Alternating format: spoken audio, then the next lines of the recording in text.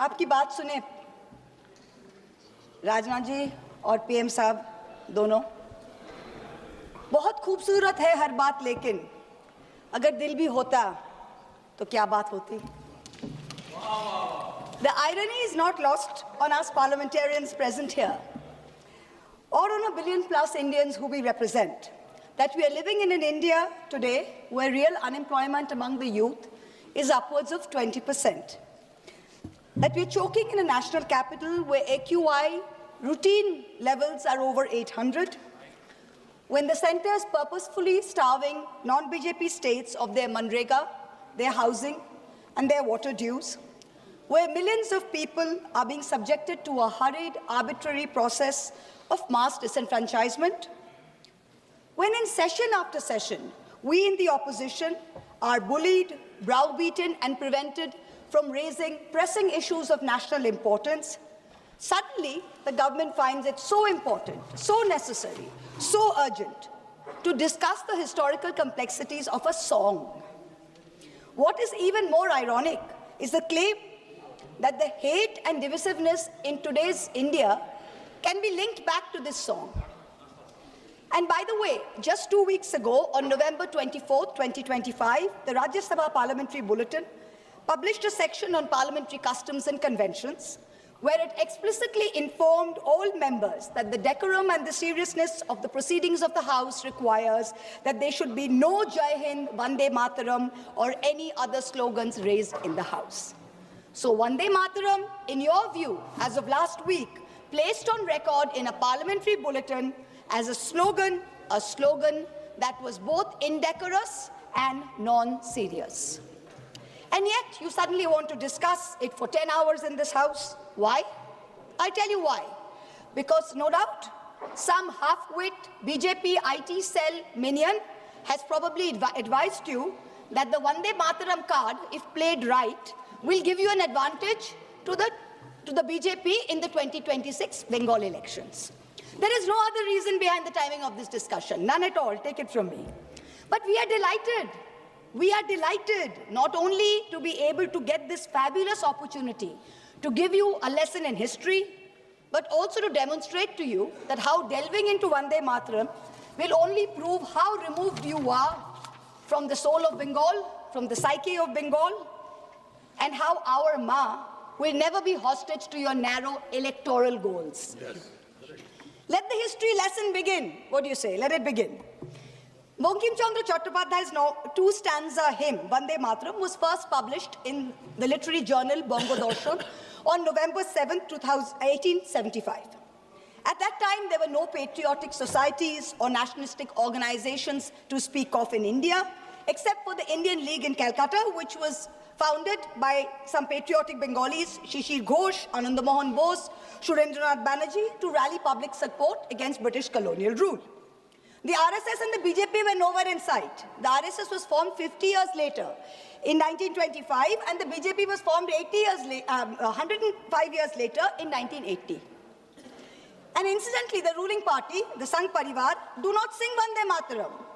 I remember this hilarious episode in 2017, I think it was, on TV, where there was a BJP spokesperson called Naveen Kumar Singh, and he was asked to sing Vande Mataram. He was looking at his mobile phone, and even then he couldn't sing it.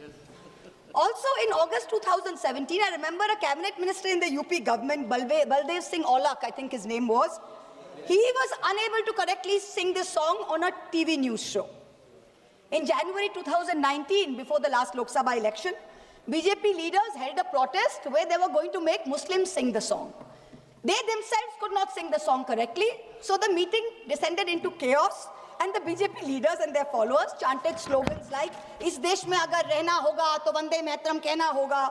So frankly, the BJP's commitment to this song is a badly scripted comedy. The British banned the use of this slogan, Vande Mataram, under the sedition laws, and banned its singing in any public place. When India's youngest freedom fighter, Bengal's brave son, Khudiram Bose, was led to the gallows in 1908, he had Vande Mataram on his lips. When in 1927, Ram Prasad Bismil walked to the gallows in Gorakhpur jail, when Ashfaqullah Khan walked to the gallows in Faizabad jail, they all had Vande Mataram on their lips. But this is the same slogan that the Rajya Sabha bulletin finds non-decorous and non-serious in the Rajya Sabha. Who in the BJP, who in the RSS, who in the treasury benches can claim even a tenuous link to the freedom struggle, that today you feel you are the guardians of Vande Mataram and will teach us Bengalis and the rest of India what its significance is? Out of 585 total prisoners in Andaman Cellular Jail, Kalapani, between 1909 and 1938, 68%, 398 were Bengali. The second largest contingent was from the Punjab, 95 revolutionaries. Why did you not rename the cellular jail after Barin Ghosh, after Ullashkar Dotto, after Indu Bhushan Roy? What homage have you paid Bengal? What homage have you played the land of Vande Mataram? Today you are having a discussion on this. The hymn Vande Mataram did not gain much popularity till it was included in Bankim Chandra Chattopadhyay's novel Anandamot in 1882 when it was published. Now, when he published it, he added 4 extra stanzas to it.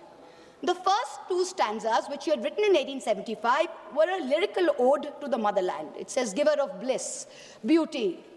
The version in the novel, which he incorporated in 1881-82, had a different tone than that of the original poem. The figure of sweetness and light was now endowed with a fearsome accoutrement and the trappings of war almost. But this is in keeping with the narrative of the novel, which was about the Shonnashi rebellion. It is important to note here that in the next 4 stanzas that he wrote, Bankim Chandra Chattopadhyay used the words Shaptokoti, which means 7 crores. Now, 7 crores in the 1871 census was the population of undivided Bengal, Bihar, Orissa, and Assam. So this means that the novel, the hymn, was about Bengal. The hymn was about Bengal, and the mother he refers to is also in Bengal's concept and Bengal's context. This was not originally written as a nationalistic, pan-India song. It was not. Let's be very clear about that. So how did it become this nationalistic song? How does A.R. Rahman sing it in 1997? How?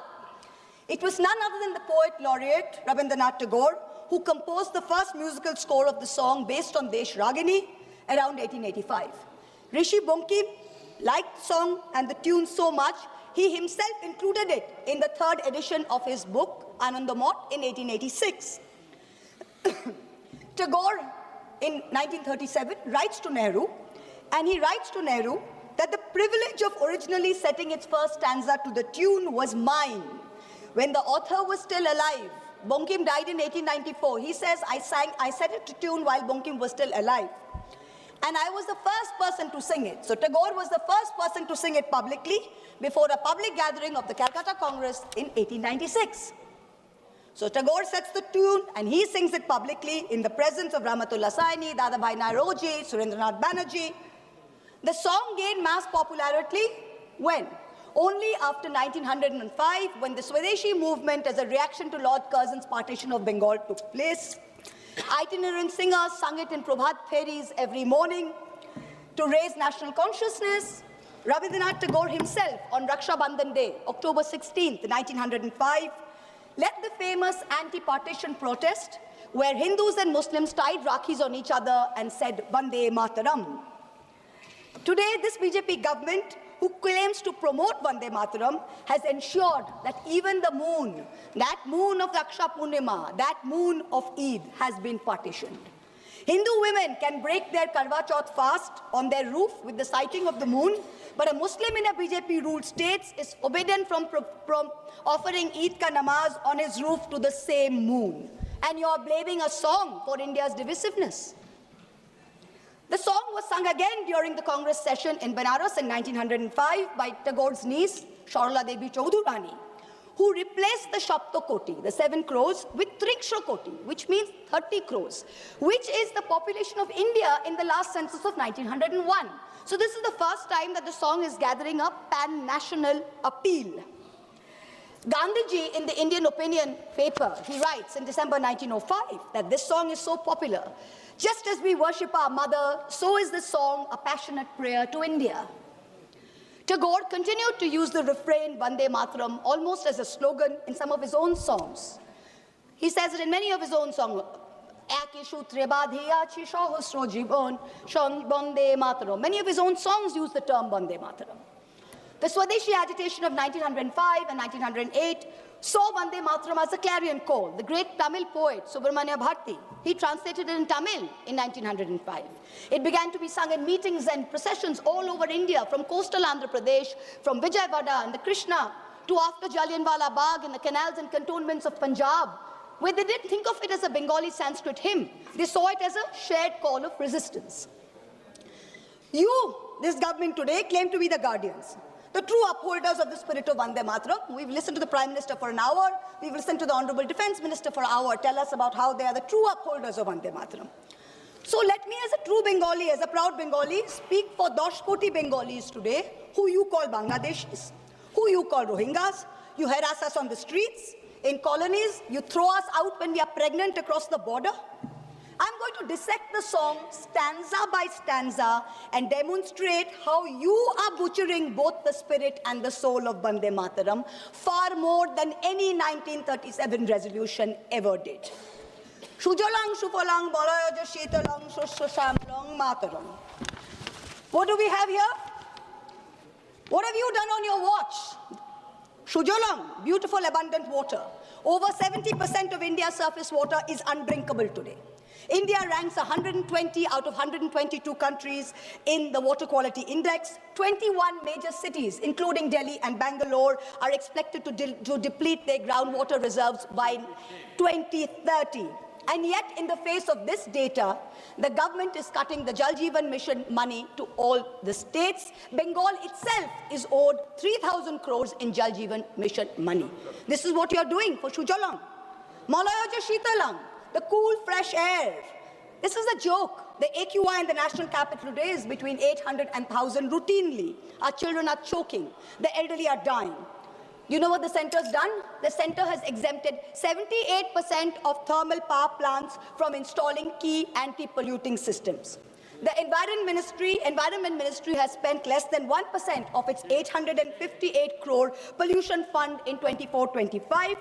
Fossil fuel-driven pollution claims 1.72 million lives in India, and premature mortality due to outdoor air pollution costs India $339 billion US. That's 9.5% of our GDP. That's what we are doing for Malayaja Shitala. Shoshra Shamalam, the blessed fertility of the soil. What's the government done? The Ministry of Agriculture and Farmers Welfare saw a reduction in its budget of 2.5% this year. Pradhan Mantri Fasal Bima Yojana, meant for the poorest of farmers, suffered a cut of 3,600 crores. It is estimated that 37% of India's land is affected by degradation. 2/3 of soil samples collected from India are deficient in nitrogen, phosphorus, and potassium, and 85% contain too little carbon for functioning soil systems. Shuhashining, Shumodura Bhashining, sweet smile, sweet in speech. You, the ruling party, with your hate speech, routinely call for violence against Muslims and minorities. For calls from genocide in Haridwar to open threats in rallies, you use terms like vote bank, infiltrators, goosebetia, those with more children as dog whistles. You impose Hindi on us. You call Bangla a Bangladeshi language.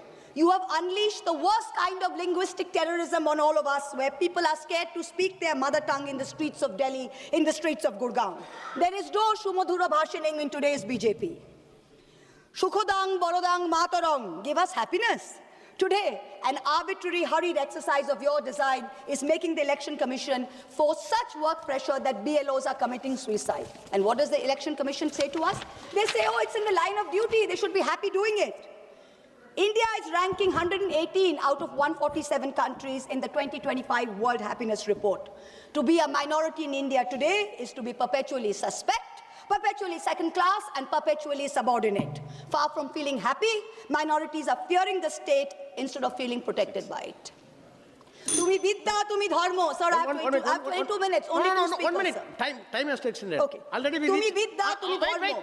Let's talk about vidya first. Honorable members, we reached already 6 o'clock. I want to know the sense of the House. If the House decides, we can go on up to the discussion is over. Time can be extended. Time extended. Now you can speak. Tumi Vidya, Tumi Dharmo. Let's talk about Vidya first.